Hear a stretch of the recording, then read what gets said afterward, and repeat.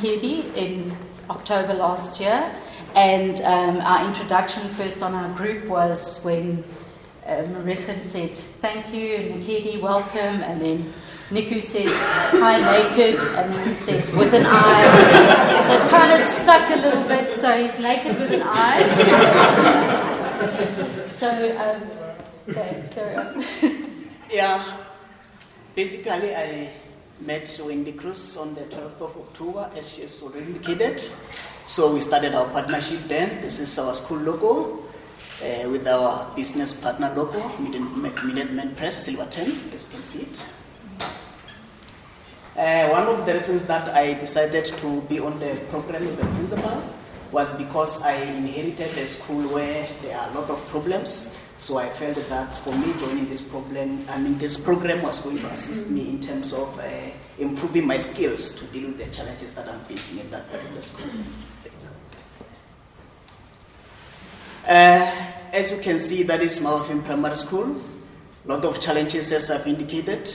Just after we've started with our partnership, when we realized that we are in need of a banner that will assist us in terms of advocating our vision and mission together with our motto to the learners, to the parents, as well as educators, because we had a divided team, so we didn't have a common direction. So we felt having a banner like this will assist us. So it came handy because we advocated that to learners during our gatherings, and also when we have parents' meetings, we put that banner so that they keep on referring to our vision and mission.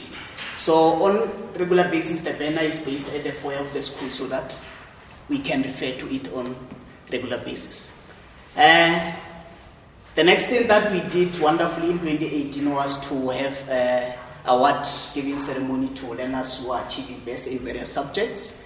So before I arrived there was a challenge in terms of identifying the best achieving learners. So we applied the usage of the SASM system to assist us in locating learners who are performing better than others. Okay, so one of the big problems we found in the school was the team was divided. Nikedi arrived at a school where the deputy principal had also applied for the position of principal. So that obviously created a divide in the team. Some were on Team Nikedi and some were on Team ex-vice principal. So that made the biggest challenge that we actually had to face, to get everybody to be on the same team and looking forward to go with the school. So one of the things we did with that is at the end of last year, we had educator appreciation gifts. There was an end-of-year celebration at the end of term, and to try and get the team a little bit to gel together a little bit better. And then this happened. When I got to know the school, I discovered that the school was 60 years old. So I said to Nikedi, that's awesome, that's fantastic. Let's do a celebration. In typical business style, celebration, let's get it happening. I had a photographer organized. They were going to stand up on the roof, take a photograph, the kids stand in a 60 position, everything was all organized. And we had, someone was going to do cupcakes and everything. And then Nikedi took it to the parents, and they came back and said, hell no. We want a cow or we want nothing. So I had a huge learning there, because clearly what I thought was a celebration, what they thought was a celebration, was not the same thing. Currently at the school we are having 2 signage boards, another one by Old Mutual and another one by Breakthrough Foundation. So what we realized in our partnership was that these signage boards are not communicating to the school community at large. So hence we decided to erect a new signage board that will communicate to parents. It indicates when can they visit the school to show how committed we are to the education, and it also shows what things are not allowed in the school. In addition to that, we realized that there was a lot of communication breakdown between the school and the parents. So we felt that it would be necessary for us to reintroduce the school diaries so that the educators can easily communicate with parents. And at the same time, in that diary, we have the learner code of conduct. So it minimizes the cost of making photocopies for learner code of conduct because it's already contained in there. We also tried a fundraiser of a wall calendar for parents to purchase at a 20 Rand. It had all the parent meetings marked on it so that they could actually be aware of it. It was a small thing. We tried it out. It didn't really work so well. So, yeah. The what if question. After joining this program, I learned a lot about the what if. So there was this perception at the school that, community members will vandalize the school. So now, up until we came up with the what if to say, how if we turn the vandalizers into people who will contribute towards the school? So then we started inviting churches to utilize our premises at their cost, so they're giving us money at the end of each and every month. And we also invited the football club teams so that they can also be part of us. So since they are not employed, they are still young, they also contribute in terms of services to the school. Hence you can see them sweeping the schoolyard just before the school opens. There was also a program to get a parent who came as a volunteer librarian, and that has started now, and she's actually signed up for the year. So there will be an appreciation tradition that will start with this volunteer once a year at the end of the year. And then the prefects, what happened is Nikedi thought that it would be a good idea to get prefects going again. It wasn't a tradition in the school at the moment. So they had an inauguration ceremony, and all the prefects, they got name badges. The grade 7 ones get their badge and they can actually take it with them, and the others, they did a lighting candle. And so they very proudly walk around as all the different grades, so that they actually proudly now walk around as prefects of the school. At the school, we had a classroom that was just full of unused materials. So I thought of maybe we can remove all this rubbish and create this into a science lab, because the science equipments were kept in boxes unused, because there was this general fear to say if we take them out of the boxes, they will get lost.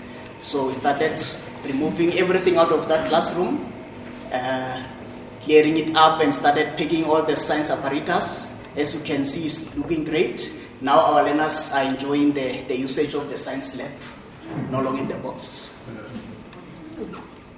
We also had a Time to Think workshop, because we were very impressed with the Time to Think workshop ourselves, and we decided that with a divided team, that would really be the best thing to do.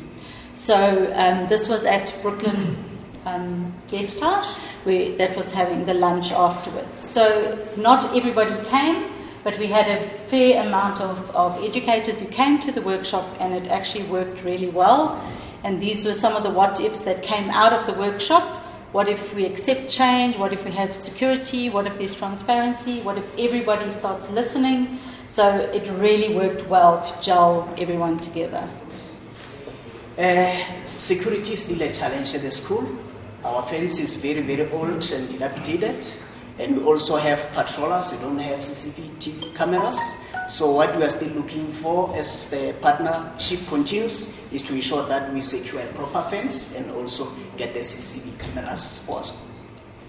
The staff room, this was one thing that was identified in the Time to Think workshop, that staff felt they needed a place where they could actually just talk together, just debrief a little and just have a space.